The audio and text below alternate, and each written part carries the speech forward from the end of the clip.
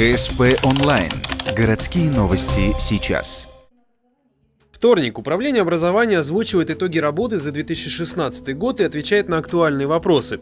В частности, о капитальном ремонте школы номер 7 в Шудаяге.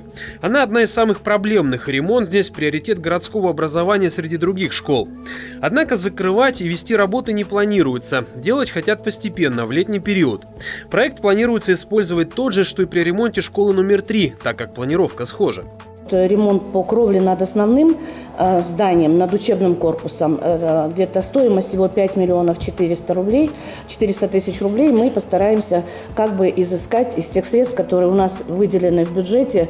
Вот там дали дополнительно 30 миллионов, это 20 миллионов на противопожарные мероприятия и 10 миллионов на безопасность, организация безопасности в образовательных учреждениях. Посредством проведения аукционов, и если вот у нас будет какая-то складываться экономия, то тогда мы эти деньги в первую очередь, безусловно, пустим на ремонт кровли 7-й школы над учебным корпусом. Пристройка к школе номер 13 в поселке Дальний также давно многих беспокоит.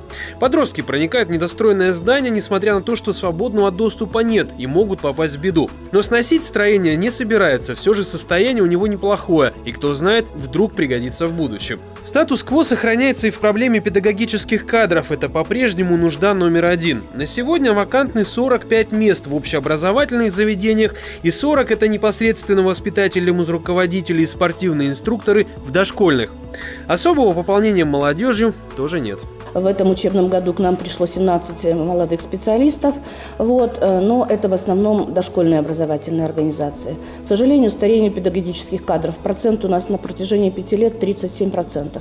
То есть это глубоко за 50 люди, которые сегодня работают и имеют действительно очень большую такую нагрузку.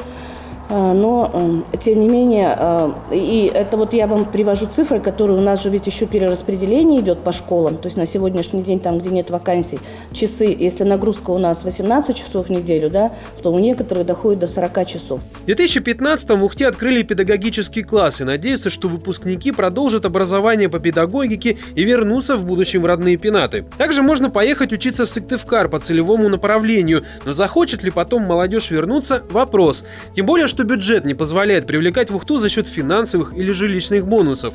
Однако через пару лет в городе все же может появиться новая школа.